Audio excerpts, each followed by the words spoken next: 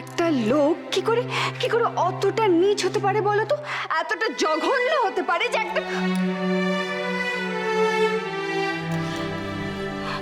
বস, কি করিস না তুই?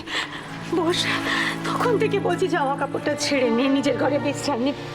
একটা কথা তুই শুনিস না?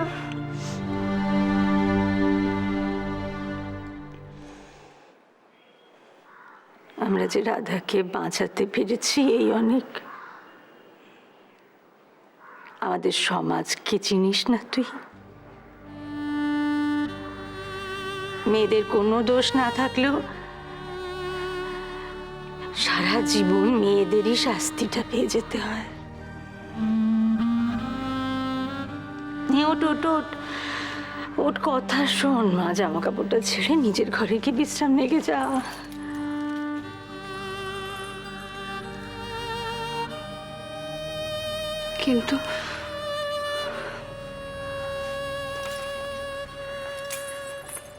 কিন্তু তুমি কমলের কথাটাও একবার ভাবো। ওর কি দোষ? আজ পর্যন্ত ছেলেটা নিজের মা থাকতেও মায়ের ভালোবাসা পায়নি। কিন্তু তা বলে আমি মনিকে একটুও দোষ দিচ্ছি না। আমার তো নিজের উপরে রাগ হচ্ছে, আমার খুব আফসোস হচ্ছে। আমি আগে না জেনে মনিকে কতটা ভুল বুঝেছি, কত কঠিন কথা বলেছি আমি মনিকে। না, আগের কথাগুলো থাক, সব থাক। এবার থেকে দেখবি সব ঠিক হয়ে যাবে, সব ঠিক হয়ে যাবে। তুই কথা শুনবি না। চল চল চল, তোকে আমি নিয়ে যাই। চল, জামা কাপড় ছাড়বি, চল। আমার তো ভাবতে আশ্চর্য লাগছে, মনি কি করে এত ভালো বলো তো? তোমরা সবাই কি করে এত ভালো? তোমরা খুব ভালো বড় মা, তোমরা কি করে? আমার তো গর্ববোধ হচ্ছে যে আমি তোমাদের একজন। ভাগ্যিস আমি ঈশানকে বিয়ে করেছিলাম। ভাগ্যিস তুই ওকে ভালোবেসে এ বাড়িতেই থেকে গেলি। না হলে আমি তোর মতো মেয়ে কোথায় পেতাম বল?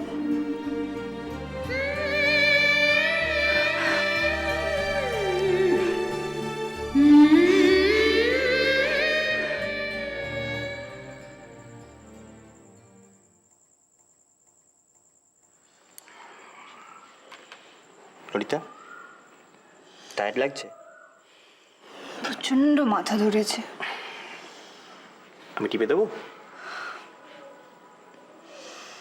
দাঁড়াও, ওষুধ দিচ্ছি।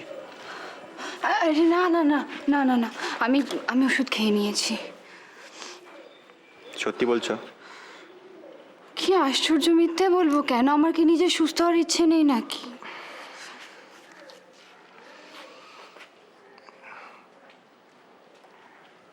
এই ললিতা, তোমার কি কমলের সাথে কথা হয়েছে?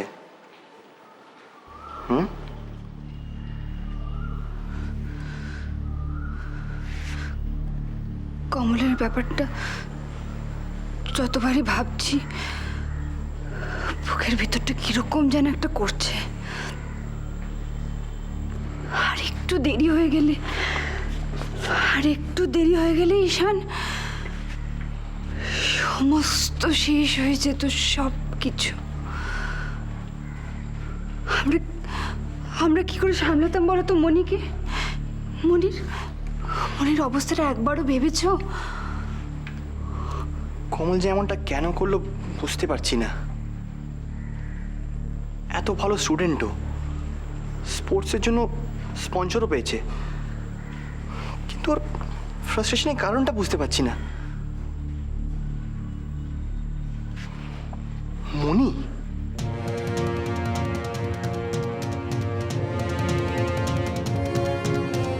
তুমি এতদিন ধরে আমার কাছে জানতে চেয়েছো আমি কেন তোমার দিকে তাকাতে পারিনি। তার কারণ তোমার মুখটা অবিকল সেই লোকটার মতন যে তোমার জন্মদাতা। ললিতা, কি হলো?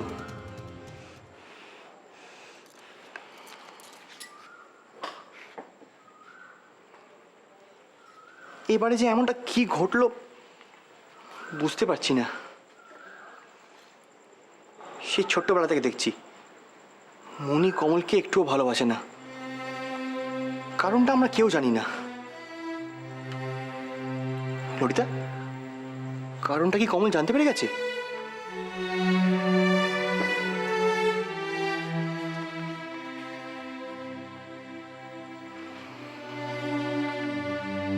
ললিতা, তুমি কিছু জানো? ঈশান, ঈশান কি দরকার? এতদিন তো জানতে না কেন, কি কারণ, কি বৃত্তান্ত। এখন এখন নতুন করে জেনে তুমি কি করবে? Let it go please. তো রিয়াক্ট করছো কেন তুমি? আমার আমার প্রচন্ড মাথা ধরেছে ঈশান, ব্যাপারটা বোঝবার চেষ্টা করো। আগে আমি নিজে ছেলে মানুষই করেছি, আমি বুঝতে পারিনি যে কেন অন্যের ব্যাপারে ইন্টারফেয়ার করা উচিত না। কারণ আছে ঈশান। বাড়িতে কেউ যখন মনির ব্যাপারটা নিয়ে আলোচনা করে না, তার যথেষ্ট কারণ আছে। এতদিন তো ওটা মনের সিক্রেটই ছিল, তো থাক না, ওটা ওটা মনের সিক্রেটই থাক।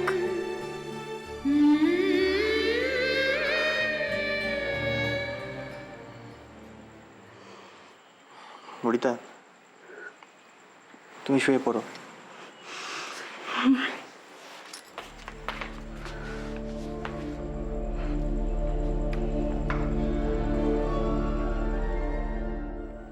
যাকে এটা ভালোই হয়েছে যে রাধা কমলের কাছে থেকে গেছে। ভগবান যে মেয়েটাকে এত সম্মতি দিয়েছেন, আর একটু দেরি হলে কি সর্বনাশটা হতো ভাবতো আমার বুকের ভেতরটা একবারে ধরফড় করে ওঠে। তো হ্যাঁ রে, তো ললিতা ফিরে এসে কি বললো? ও কমলকে ভালো করে বুঝিয়েছে। ললিতা আর কমলকে কি বোঝাবে? আর ললিতা ভেতরের ব্যাপারটা কি বা জানে? জানি বাবা।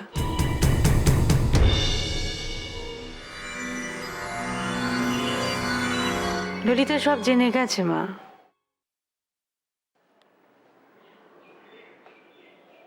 কমলও যে সব জেনে গেছে, এত রূঢ় সত্যিটাও মানতে পারেনি বলে এই পৃথিবী ছেড়ে চলে যেতে চেয়েছিল।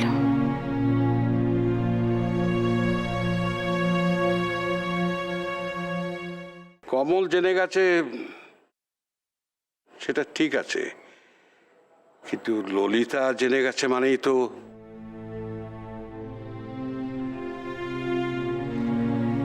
এই জন্যে আমি ললিতাকে যেতে দিতে চাইনি। এতদিন ধরে রাধাকে আগলে আগলে রেখেছিলাম, এখন ললিতার কাছ থেকে তো ছোটরাও সব জানবে। ভবিতব্য বুঝলে না গিন্নি, সবই হচ্ছে ভবিতব্য। যাকে এ নিয়ে তুমি আর ভেবো না। দেখো, আমাদের বাড়ির ছেলে মেয়েরা তো কেউ অশিষ্ট নয়। রাধার সব কথা জানার পরেও তারা কেউ কোনোদিন রাধাকে অসম্মান করবে না। হ্যাঁ মা, আরো বড় কাজ আছে আমাদের। এখন আমাদের রাধাকে বোঝাতে হবে। এবারে ওকে কমলের সত্যিকারের মা হতেই হবে। আর তো মায়ের দায়িত্ব এড়িয়ে যেতে পারে না। তা তো বটেই। এখন থেকে কমলের সব দায়িত্ব রাধাকেই নিতে হবে। দেখতে হবে কমলের মনে যাতে কোনো ক্ষোভ না থাকে।